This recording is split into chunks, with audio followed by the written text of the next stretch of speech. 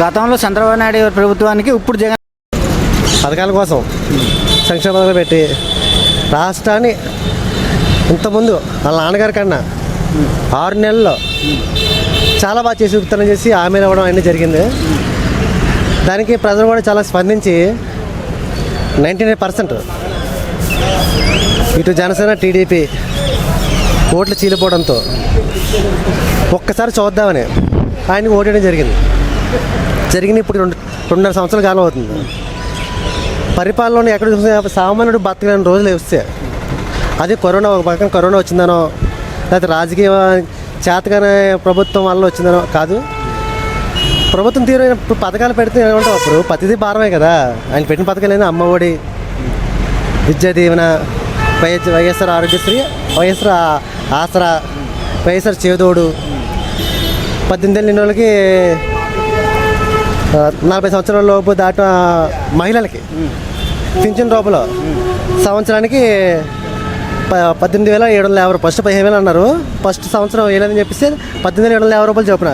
అది కూడా 2వ విడతలో కూడా అంటే ఇప్పుడున్న పరిస్థితి బాగా పథకాలు కూడా సరిగ్గా అమలు అవ్వట్లేదండి. వాలంటరీ వ్యవస్థ ఫస్ట్లో ఉన్నంత ఇదిగా ఇప్పుడు అంత స్పీడ్ లేదండి వచ్చి తీసుకునేది కూడా. అలాగని చెప్పేసి మన మధ్యధర మనిషి మా అంటే ఇప్పుడు రైల్వే స్కూల్ ఆటో వేసుకుంటారు సార్. పథకాలంటే ఇప్పుడున్న రేట్లు ఇప్పుడున్న పరిస్థితులకి బాగోలేదు సార్. పథకాలంటే అది మా జనాలకి ఉపయోగపడేలా ఉండాలి, ఒక ఫ్యూచర్ ప్లానింగ్. అలా లేదు, ఏదో పథకాలను పెట్టామా చేసామా డబ్బులు ఇచ్చామా ఆ టైప్లో మాత్రమే ఉన్నదండి ప్రభుత్వం. అయితే అసలు దీనికి అయితే జగన్మోహన్ గారికి ఇప్పుడు ఇలా జరుగుతుంది. రేపొద్దున వచ్చే 2024 ఎలక్షన్లకి దీనికి మటుకు ప్రతి వాళ్ళకి ఒకటి ఖచ్చితంగా ఉంటుంది. జనంలో మార్పు ఇప్పటికైనా ఎప్పుడైనా రావచ్చు కదండి, ఉంటుంది. కానీ ఎవరు వచ్చినాయని చేసి ప్రస్తుతం మటుకి ఈ పరిపాలన ఉక్కిరి బిక్కిరి అయిపోతున్నామండి. ఎలా బతకాలి ఏంటని తెల్లారితే కష్టపడగా రావాలి. మహా అయితే ఆటో వేసి మీరు రోజుకి 500 సంపాదిస్తారు సార్. ఈ 500 సంపాదించుకుని ఇంటి మా ఇల్లు ఆయన అన్నమాట ఇంటి స్థలాలు ఇచ్చారండి. ఎంతమంది 30 లక్షల మందికి ఇంటి స్థలాలు చెప్పి స్థలాలు ఇచ్చారు. ఆయనే కట్టిస్తారని ఒక డెమో హౌస్ స్టేట్ మొత్తం కొమారగిరి సైట్లో ఒక డెమో హౌస్ కట్టి ఈ మాదిరి కట్టిస్తారని ప్రమాణం చేశాడు. అది జరిగిన ఏప్రిల్ 2-3 నెలలు మీకు మొత్తం బాగా అయిపోద్ది. టోటల్గా 2020 నాటికి తన దీపే నాటికి అనుకున్న ప్రకారం అన్నీ చేస్తారని కట్టిస్తారని చెప్పి నాటి చెప్పారు. దానికి ఒక ట్యాంకు, ఇంటికి ఒక ట్యాంకు, 2 లైట్లు, ఒక ఫ్యాను కూడా ఇస్తారని చెప్పారు. ఈరోజు పరిస్థితి తారుమారు అయిపోయాను. ఇళ్ల స్థలాల కోసం చెప్తే ఇప్పుడు మీ స్థలాలు మీరు కొట్టుకోండి, ఫస్ట్ 1,00,000 డిపాజిట్ చేయండి, మేము ప్రభుత్వ పరంగా 1,00,000 రూపాయలు ఇస్తాం. సిమెంటు, ఇసుక, ఇలా మొత్తం మెటీరియల్ కూడా గవర్నమెంట్ ప్రకారం కట్టిస్తాం అంటున్నారు. ఇప్పుడు అంత ఇల్లు కట్టుకునేలాగా ఉంటే ఈరోజు అప్పుడు చంద్రబాబు లైన్లోనే మన ప్రధానమంత్రి ఆవాస్ యోజన పథకం కింద అప్పుడు టీడీపీ టైంలో 1,00,000 రూపాయలు టీడీ కట్టిన వాళ్ళు డబుల్ బెడ్రూమ్ ఫ్లాటు, లేదు 25,000 కట్టిన వాళ్ళు 500 కట్టిన వాళ్ళకి సింగిల్ బెడ్రూమ్ ఫ్లాటు ఆయన ఇవ్వడం జరిగింది. కానీ అలాగే జరిగింది. 99% 2019 వరకు కూడా మ్యాక్సిమం 50-60% పూర్తి చేశారు. ఈ మధ్య మళ్ళీ ప్రభుత్వం మారిపోవడంతో అక్కడికి అయ్యాయి వదిలేశారు. మన అదే ప్రధానమంత్రి పిఎం ఆవాస్ యోజన పథకం కట్టిన వదిలేశారు. ఈయన ప్రకారం సొంత ఇండివిజువల్ స్థలాలు ఎత్తన్నది కూడా ఇప్పుడు వచ్చి అది కూడా జరుగుతాయని కూడా నమ్మకలేదండి. ఇప్పుడు 2021 రన్ అవుతుంది ఆగస్టు. ఇంకా తిప్పు కొడితే అంటే 2.5 years ఉంది అవుతుందంటే మాకు నమ్మకం లేదు. నెక్స్ట్ ఏంటంటే ఈ ప్రభుత్వం అయితే తీరు బాగోలేదు సార్. అది మనకు మార్చుకొని ముందు ఏమైనా చేస్తే రేపొద్దున ఆయనకు మళ్ళీ పట్టం కట్టే అవకాశం ఉండొచ్చు ఆయన ఇట్టిన పథకాలకి అయితే. లేదంటే మటుకి అంతే, అప్పుడు దాకా మటుకి ఈ సామాన్య బతుకు జీవితం మటుకు ఇలాగే ఉంటాను సార్. ఇప్పుడు పెట్రోల్ డీజిల్ ధరలు పెరిగినాయి కదా, దాని మీద నేను 2000 నుంచి ఆటో వేస్తున్నాను సార్. అప్పుడు రేటు 14.5 డీజిల్ లీటరు. అప్పుడు మినిమం ఛార్జీ మేము ఒప్పుకునే ఛార్జీలు పెట్టి డీజిల్ పెట్టి రేటు పెట్టి 3 రూపాయల కాడి నుంచి 4-5 రూపాయలు సార్. ఇప్పుడు 2021కి 100 రూపాయలు డీజిల్ అమాంతంగా. అంటే ఎంత డిఫరెంట్ సార్, లీటర్ 14.5 ఎక్కడండి, 100 రూపాయలు డీజిల్ ఎక్కడండి. ఈ 100 రూపాయలు డీజిల్ అంటే ఇది కూడా ప్రజల మీదకి భారం. వాళ్ళు టికెట్ పెంచుకొని వాళ్ళు ఇచ్చిన దాన్ని బట్టి వాళ్ళు అదే మన ప్రయాణికులు మాకు ఎక్కితేనే కదా మాకు ఇది ఆ భారం కూడా వాళ్ళది అంటే మొత్తం మాదే కదా. ఇప్పుడు వాళ్ళు ఇచ్చిన డబ్బులతో ఒక 500-600 మేము చేసుకుంటాం పొద్దున్న సాయంత్రం కష్టపడి. ఇప్పుడు 2 రౌండ్లు వేసేసరికి 100 రూపాయలు డీజిల్ అయిపోతుంది సార్. ఈలోపు జనాల బయట ఇదే ఉండదు. ఎందుకంటే ఎక్కువ మంది ట్రాన్స్ఫర్ తిరగడానికి కూడా లేదు.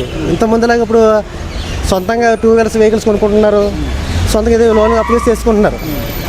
బయట ఎప్పుడు సీజన్ వారిగా అంటే పండగ సెలవులకు పిల్లలతో వెళ్ళినప్పుడు ఇప్పుడు అవి కూడా లేవు కదండి. స్కూల్లో కాలేజీల్లో విహారయాత్రలు వెళ్ళడానికి బీచ్లు పార్కులు ఏవీ లేవండి. ఎందుకంటే సిచ్యువేషన్ బాగాలేదు, ప్రపంచం తారుమారైపోయింది. మాకు బతకడం చాలా కష్టంగా ఉంది సార్. ఇప్పుడు ఈ డీజిల్ రేట్ అయితే నేనైతే బండి అమ్మేది అవ్వకున్నాను సార్. కాకపోతే 2000 నుంచి 2021 వరకు 21 సంవత్సరం నా సీనియర్టీ. ఇది తెప్పించి వేరే ఏ పనికి నేను వెళ్ళలేదు సార్. ఏది నాకు అలవాట్లేదు కూడా. ఆటో ఎలా బతకాలో కూడా అర్థం కావట్లేదు సార్.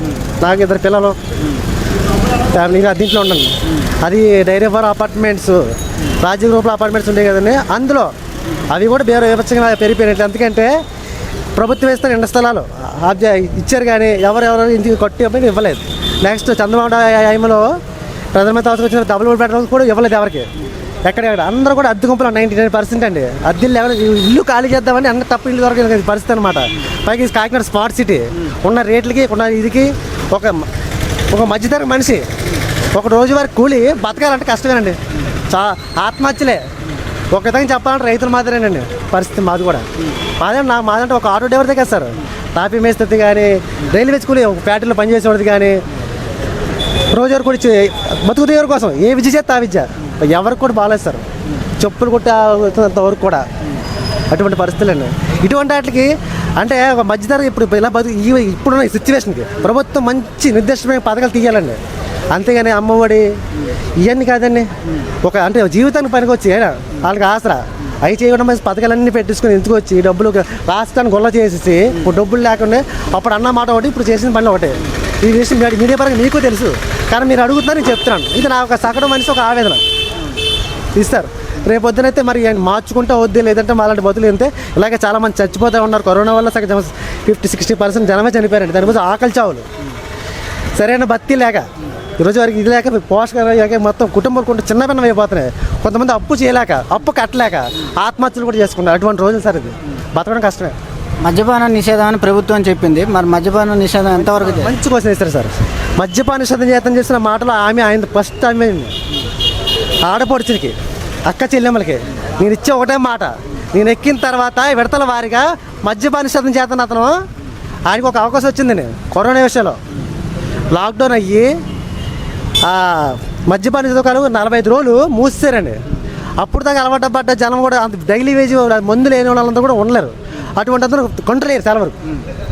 అయినా ఫస్ట్ ఓపెన్ చేసింది కరోనా టైంలో స్కూళ్ళు కాలేజీలు కాదు, పనికొచ్చే విషయాలు కాదండి, గవర్నమెంట్ ఆఫీసులు కాదండి, బార్లు వైన్ షాప్లే. దీన్ని బట్టి మద్యపాన నిషేధానికి ఆయన ఎంత ముందడుగు చేస్తారో ఆయన వైఎస్ జగన్మోహన్ గారు ఆయనకు వదిలేస్తున్నారు సార్. నిత్యావసర వస్తువులు విపరీతంగా రేట్లు పెరిగిపోయినాయి కదా, దానిలో జనాలు ఎలా స్పందిస్తున్నారు? మీ స్పందన? ఇంటికి వెళ్తుంటే ఇప్పుడు 500 రూపాయలు తీసుకెళ్తాను సార్ ఇంటికి. నాకు ఇంటి అద్దె 2500, నెలకి 2500 ఇంటి అద్దె పోద్ది. 500కి నాకేమవుతుందని ఇంటికి వెళ్తాను.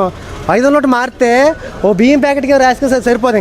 ఇంకా పిల్లలకి ఏమొచ్చినా హాస్పిటల్ వాళ్ళ బుక్స్ కొనాలన్నా, ఏమైనా చిన్న జ్వరాలు రోగాలు వచ్చినా హాస్పిటల్ తీసుకెళ్ళాలన్నా ఇదే. ఎందుకంటే అంత వేలతో కూడింది, 100లతో కూడింది కూడా కాదు. దానికి వచ్చే ప్రాణానికి ఇన్సూరెన్స్ పాలసీ అనేది వెనక ముందు ఆసుపత్రులు కూడా లేవండి. ఇప్పుడు ఉన్న ప్రభుత్వం అందరూ మొత్తం 99% మధ్యతరగతిలో ఉన్నారండి. ఉన్నారు పాలిటిక్స్ రాజకీయ వ్యక్తులు వాళ్ళకి పర్లేదండి. మాలాంటి వాళ్ళ మట్టుకి ఇంతే. మా జీవితాలు మారాలంటే ప్రభుత్వం తీరు ఇంకా మార్చుకోవాలండి. ఒకసారి ఇప్పుడు ఆయన చూసాం కదండి, రేపు వచ్చేది చూద్దాం. ఇప్పుడు ఇంకా 2.5 years ఉంది. నేను చెప్తాను కదండి, జగన్మోహన్ రెడ్డి గారు మంచి ప్రణాళిక పెట్టుకొని నిజంగా ఆయన ఇప్పటి నుంచైనా సరే ఈ మన కష్టం రాష్ట్రం ఎలా ఉంటే బాగుంటుంది. ఆయన రాష్ట్రం కోసం వచ్చిన సీఎం, ఆయన నాయకుడైనా ఆయన గద్దె మీద కూర్చోబెట్టాం ఈరోజు మొత్తం ప్రజలందరూ కలిసి. దేనికి? ఒక రాజు పరిపాలన చేస్తాడని, ప్రజల కోసం. ఆ పరిపాలన ఇంకా ముందుగా ఉంటే నిజంగా వచ్చే ఎలక్షన్లో కూడా ఆయన రావచ్చు. నేను అంటే పార్టీ పరంగా నేనేం చెప్పనండి, ఎందుకంటే ప్రభుత్వాలు చూడాలి కదా. ఇప్పుడు 2.5 years చూస్తాం, నాకైతే నచ్చలేదు సార్. ఇది నాకు నీ మనిషిగా చెప్తున్నా అయితే బాగోలేదు. ఇదేమైనా ముందుకు మార్చుకుంటే మటుకి రేపు బాగుంటాయి మటుకి ఓటు మనస్ఫూర్తిగా చెప్తున్నాను, మళ్ళీ ఆయనకి వేస్తాను. నిజంగా ఇలాగే ఉంటే మటుకి ఆయనకి అయిద్దని చెప్పేసి మొత్తం చుట్టుపక్కల 10 మందికి చెప్తాను. జై హింద్. చిన్న క్వశ్చన్ చెప్పండి.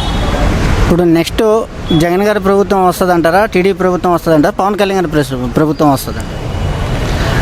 అది ప్రభుత్వంలో ఉన్నప్పుడు అధికారంలో ఉన్న సీఎం గారు ఇప్పుడు చెప్పాను 2.5 సంవత్సరాల కాలం.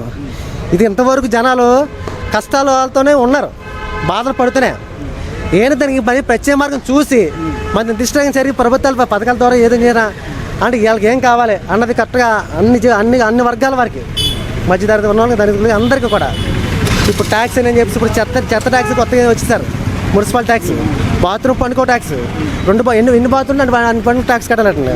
ఫస్ట్ ఫ్లోర్కి సెకండ్ ఫ్లోర్కి పైన ఉంటే పైన బాత్రూమ్ కిందకో బాత్రూమ్ కట్టాలండి. చెత్తకి వచ్చి నెలకి 150 కట్టాలండి. వచ్చాను నెక్స్ట్ వచ్చిన నెలలో అది మన టీవీలో చూశాను, పూర్తిగా నాకు తెలియదు, విన్నాను చెప్తే అది మీకు చెప్తాను అన్నమాట. అంటే ఇలాగా అంటే డబ్బు వసూలు చేయడంలో రాష్ట్రం పరిస్థితి బాగోలేదు. ఎందుకు బాగోలేదు? చేతిలో ఎవరు చేశారు దీని కారణం? మేము పరిపాలించింది ఓటేసి కల్పించుకున్నాం. ఒక ఇదిగా ఒక రాజుగా ప్రజల మనిషిగా మీకు అధికారం ఉంది కనుక మీరు ఏం చేయాలి? ఒక నిర్ణయం తీసుకొని ప్రతిది కూడా మంచి నిర్ణయం తీసుకొని రాష్ట్రాన్ని బాగు చేసేలాగా, ఒక మంచి నాయకుల్లాగా, ఒక మంచి సీఎం లాగా ఉండాలని నేను కోరుకుంటాను సార్.